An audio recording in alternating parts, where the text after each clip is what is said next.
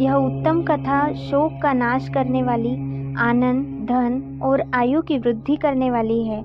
जो मनुष्य सच्चे मन से प्रतिदिन इस प्रसंग को पढ़ता अथवा सुनता है वह शिवलोक को प्राप्त कर लेता है। ओम नमः शिवाय। आस्था सागर यूट्यूब चैनल में आपका स्वागत है। शिव पार्वती का विवाह आरंभ। जब सती के खुद को योगाग्नि में भस्म कर लेने का समाचार शिवजी के पास पहुंचा, तब शिवजी ने वीरभद्र को भेजा। उन्होंने वहां जाकर यज्ञ विध्वंस कर डाला और सब देवताओं को यथोचित फल दिया। सती ने मरते समय शिव से यह वर मांगा कि हर जन्म में आप ही मेरे पति हों। इसी कारण उन्होंने हिमाचल के घर जाकर पार्वती का जन्म लिया। जब से पार्वती हिमाचल के घर में जन्म, तब से उनके घर में सुख और संपत्तियां छा गई। पार्वती जी के आने से पर्वत शोभायमान हो गया। जब नारद जी ने ये सब समाचार सुने तो वे हिमाचल पहुँचे। वहां पहुंचकर वे हिमाचल से मिले और हंसकर बोले, तुम्हारी कन्या गुणों की खान है। ये स्वभाव से ही सुंदर, सुशील और शांत है। ये कन्या सुलक्षणों से संपन्न है। यह अपने पति को प्यारी होगी। अब इसमें जो 2-4 अवगुण है वे भी सुन लो। गुणहीन, मानहीन, माता पिता विहीन, उदासीन, लापरवाह। इसका पति नंगा, योगी, जटाधारी और सांपों को गले में धारण करने वाला होगा। ये बात सुनकर पार्वती के माता पिता चिंतित हो गए। उन्होंने देवर्षि से इसका उपाय पूछा। तब नारद जी बोले, जो दोष मैंने बताए मेरे अनुमान से वे सभी शिव में है। अगर शिवजी के साथ विवाह हो जाए तो ये दोष गुण के समान ही हो जाएंगे। यदि तुम्हारी कन्या तप करे तो शिवजी ही इसकी किस्मत बदल सकते हैं। तब ये सुनकर पार्वती जी की माँ विचलित हो गई। उन्होंने पार्वती के पिता से कहा, आप अनुकूल घर में ही अपनी पुत्री का विवाह कीजिएगा, क्योंकि पार्वती मुझे प्राणों से अधिक प्रिय है। पार्वती को देखकर मैना का गला भर आया। पार्वती ने अपनी माँ से कहा, माँ मुझे एक ब्राह्मण ने सपने में कहा है कि जो नारद जी ने कहा है तू उसे सत्य समझकर जाकर तप कर। ये तप तेरे लिए दुखों का नाश करने वाला है। उसके बाद माता पिता को बड़ी खुशी से समझाकर पार्वती तप करने गई। पार्वती जी ने शिव को पति रूप में पाने के लिए तपस्या आरंभ की, लेकिन शिव को सांसारिक बंधनों में कदापि रुचि नहीं थी। इसलिए पार्वती जी ने अत्यंत कठोर तपस्या की ताकि शिव प्रसन्न होकर उनसे विवाह कर लें। जब सप्तर्षि सती की परीक्षा लेने गए, सप्तर्षि ने पार्वती से जाकर पूछा, तुम किसके लिए इतना कठिन तप कर रही हो? तब पार्वती ने सकुचाते हुए कहा, आप लोग मेरी मूर्खता को सुनकर हंसेंगे। मैं शिव को अपना पति बनाना चाहती हूँ। पार्वती की बात सुनकर सभी ऋषि हंसने लगे और बोले कि तुमने उस नारद का उपदेश सुनकर शिव को अपना पति माना है, जो सब कुछ चौपट कर देता है। उनकी बातों पर विश्वास करके तुम ऐसा पति चाहती हो जो स्वभाव से ही उदासीन, गुणहीन, निर्लज, बुरे वेश वाला, बिना घर बार वाला, नंगा और शरीर पर नागों को धारण करने वाला है। ऐसे वर के मिलने से कहो तुम्हें क्या सुख मिलेगा। अब हमारा कहा मानो, हमने तुम्हारे लिए बहुत अच्छा वर चुना है। हमने तुम्हारे लिए जो वर चुना है वह लक्ष्मी का स्वामी और वैकुंठपुरी का रहने वाला है। तब पार्वती उनकी बात सुनकर बोली, कहा है कि मेरा हाथ भी पर्वत के ही समान मजबूत है। मैं अपना ये जन्म शिव के लिए हार चुकी हूँ। मेरी तो करोड़ जन्मों तक यही जिद रहेगी। पार्वती की यह बात सुनकर सभी ऋषि बोले, आप माया हैं और शिव भगवान हैं। आप दोनों समस्त जगत के माता पिता हैं। ये कहकर सप्तर्षि पार्वती को प्रणाम करके वहां से चले गए। पार्वती जी की दृढ़ निष्ठा ने जीत लिया शिवजी का मन। वर्षों तपस्या करने के बाद एक दिन पार्वती जी के पास एक ब्रह्मचारी आया। वह ब्रह्मचारी तपस्विनी पार्वती का आग्रह स्वीकार करने से पूर्व बोल उठा, तुम्हारे जैसी सुकुमारी क्या तपस्या के योग्य है? मैंने दीर्घकाल तक तप किया है। चाहो तो मेरा आधा या पूरा तप ले लो, किंतु तुम इतनी कठिन तपस्या मत करो।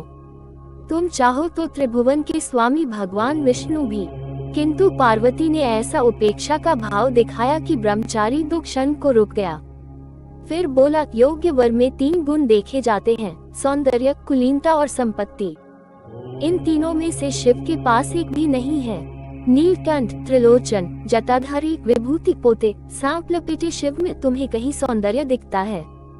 उनकी संपत्ति का तो कहना ही क्या, नग्न रहते हैं। बहुत हुआ तो चर्म चमड़ा लपेट लिया। कोई नहीं जानता कि उनकी उत्पत्ति कैसे हुई। ब्रह्मचारी पता नहीं क्या क्या कहता रहा, किंतु अपने आराध्य की निंदा पार्वती को अच्छी नहीं लगी। अतः वे अन्यत्र जाने को उठ खड़ी हुई। तब शिव उनकी निष्ठा देख ब्रह्मचारी रूप त्याग प्रकट हुए और उनसे विवाह किया। जहाँ दृढ़ लगन, कष्ट सहने का साहस और अटूट आत्मविश्वास हो, वहाँ लक्ष्य की प्राप्ति अवश्य होती। पार्वती अपने तप को पूर्ण होते देख घर लौट आई और अपने माता पिता से सारा वृतांत कह सुनाया। अपनी दुलारी पुत्री की कठोर तपस्या को फलीभूत होता देखकर माता पिता के आनंद का ठिकाना नहीं रहा। उधर शंकर जी ने सप्तर्षियों को विवाह का प्रस्ताव लेकर हिमालय के पास भेजा और इस प्रकार विवाह की शुभ तिथि निश्चित हुई। सप्तर्षियों द्वारा विवाह की तिथि निश्चित कर दिए जाने के बाद भगवान शंकर जी ने नारद जी द्वारा सारे देवताओं को विवाह में सम्मिलित होने के लिए आदरपूर्वक निमंत्रित किया और अपने गणों को बारात की तैयारी करने का आदेश दिया। उनके इस आदेश से अत्यंत प्रसन्न होकर गणेश्वर शंखकर्ण, केक्राक्ष, विकृत, विशाख, विकृतानंद, दुंदुभ, कपाल, कुंडक, काकपाददर, मधुपिंड, प्रमथ, वीरभद्र आदि गणों के अध्यक्ष अपने अपने गणों को साथ लेकर चल पड़े। नंदी, क्षेत्रपाल, भैरव आदि गणराज भी कोटि कोटि गणों के साथ निकल पड़े। ये सभी 3 नेत्रों वाले थे। सबके मस्तक पर चंद्रमा और गले में नीले चिन्ह थे। सभी ने रुद्राक्ष के आभूषण पहन रखे थे। सभी के शरीर पर उत्तम भस्म पुती हुई थी। इन गणों के साथ शंकर जी के भूतों, प्रेतों, पिशाचों की सेना भी आकर सम्मिलित हो गई। इनमें डाकिनी, शाकिनी या तुधान, वेताल, ब्रह्म राक्षस आदि भी शामिल थे। इन सभी के रूप, रंग, आकार, प्रकार, चेष्टाएं, वेशभूषा, हाव भाव आदि सभी कुछ अत्यंत विचित्र थे। किसी के मुख ही नहीं था और किसी के बहुत से मुख थे। कोई बिना हाथ पैर के ही था तो कोई बहुत से हाथ पैरों वाला था। किसी के बहुत सी आंखें थीं और किसी के पास एक भी आंख नहीं थी। किसी का मुख गधे की तरह, किसी का सियार की तरह, किसी का कुत्ते की तरह था। उन सब ने अपने अंगों में ताजा खून लगा रखा था। कोई अत्यंत पवित्र और कोई अत्यंत विभत्स तथा अपवित्र गणवेश धारण किए हुए था। उनके आभूषण बड़े ही डरावने थे। उन्होंने हाथ में नर कपाल ले रखा था। वे सबके सब अपनी तरंग में मस्त होकर नाचते गाते और मौज उड़ाते हुए महादेव शंकर जी के चारों ओर एकत्रित हो गए। चंडी देवी बड़ी प्रसन्नता के साथ उत्सव मनाती हुई भगवान रुद्रदेव की बहन बनकर वहां आ पहुंची। उन्होंने सर्पों के आभूषण पहन रखे थे। वे प्रेत पर बैठकर अपने मस्तक पर सोने का कलश धारण किए हुए थीं। धीरे धीरे वहां सारे देवता भी एकत्र हो गए। उस देवमंडली के बीच में भगवान श्री विष्णु गरुड़ पर विराजमान थे। पितामह ब्रह्मा जी भी उनके पास में मूर्तिमान वेदों, शास्त्रों, पुराणों, आगमों, संकाद महासिद्धों, प्रजापतियों, पुत्रों तथा कई परिजनों के साथ उपस्थित थे। देवराज इंद्र भी कई आभूषण पहन अपने ऐरावत गज पर बैठ वहां पहुंचे थे। सभी प्रमुख ऋषि भी वहां आ गए थे। तुम्बुरु, नारद, हाहा और हुहु आदि श्रेष्ठ गंधर्व तथा किन्नर भी शिवजी की बारात की शोभा बढ़ाने के लिए वहां पहुंच गए थे। इनके साथ ही सभी जगन माताएं, देवकन्याएं, देवियां तथा पवित्र देवांगनाएं भी वहां आ गई थीं। इन सभी के वहां मिलने के बाद भगवान शंकर जी अपने स्फुटिक जैसे उज्जवल सुंदर वृषभ पर सवार हुए। दूल्हे के वेश में शिवजी की शोभा निराली ही छटक रही थी। इस दिव्य और विचित्र बारात के प्रस्थान के समय डमरुओं की डम डम, शंखों के गंभीर नाद, ऋषियों महर्षियों के मंत्रोच्चार, यक्षों, किन्नरों, गंधर्वों के सरस गायन और देवांगनाओं के मनमोहक नृत्य और मंगल गीतों की गूंज से तीनों लोग परिव्याप्त हो उठे। उधर हिमालय ने विवाह के लिए बड़ी धूमधाम से तैयारियां की और शुभ लग्न में शिवजी की बारात हिमालय के द्वार पर आ लगी। पहले तो शिवजी का विकट रूप तथा उनकी भूत प्रेतों की सेना को देखकर मीना बहुत डर गई और उन्हें अपनी कन्या का पानी ग्रहण कराने में आनाकानी करने लगी। पीछे से जब उन्होंने शंकर जी का करोड़ों कामदेवों को लजाने वाला 16 वर्ष की अवस्था का परम लावण्यमय रूप देखा तो वे देह गेह की सुधि भूल गईं और शंकर पर अपनी कन्या के साथ ही साथ अपनी आत्मा को भी न्योछावर कर दिया। हर गौरी का विवाह आनंद पूर्वक संपन्न हुआ। हिमाचल ने कन्यादान दिया। विष्णु भगवान तथा अन्यान्य देव और देव रमणियों ने नाना प्रकार के उपहार भेंट किए। ब्रह्मा जी ने वेदोक्त रीति से विवाह करवाया। अब आप इसकी विदा की तैयारी कीजिए। देवी मैना ने पार्वती को अपने हृदय से लगा लिया और जोर जोर से रोने लगी। अपनी माता को इस प्रकार रोते देख पार्वती की आंखों में अश्रुधारा बहने लगी। पार्वती और मैना को रोता देख सभी देवताओं की पत्नियां एवं वहां उपस्थित सभी नारियां भावविह्वल हो उठी। तभी पर्वतराज हिमालय अपने पुत्रों मैनाक मंत्रियों के साथ वहां आए और मोह के कारण अपनी पुत्री पार्वती को गले से लगाकर रोने लगे। गिरिजा की माँ, भाभियाँ तथा वहां उपस्थित सभी स्त्रियां रो रही थी। तब तत्वज्ञानियों और मुनियों तथा पुरोहितों ने अध्यात्म ज्ञान द्वारा सबको समझाया तथा यह भी बताया कि उपस्थित शुभ मुहूर्त में ही बारात विदा करनी चाहिए। ऋषि मुनियों के समझाने से भावनाओं का सागर थमा। तब पार्वती ने भक्ति भाव से अपने माता पिता, भाइयों एवं गुरुजनों के चरण स्पर्श कर उनका आशीर्वाद प्राप्त किया तथा पुनः रोने लगी। तब सबने प्रेम पूर्वक उन्हें चुप कराया। शैलराज हिमालय ने अपनी पुत्री पार्वती के बैठने के लिए एक सुंदर रत्नों से जड़ी हुई पालकी मंगवाई। ब्राह्मण पत्नियों ने उन्हें उस पालकी में बैठाया। सभी ने उन्हें ढेरों आशीष और शुभकामनाएं दी।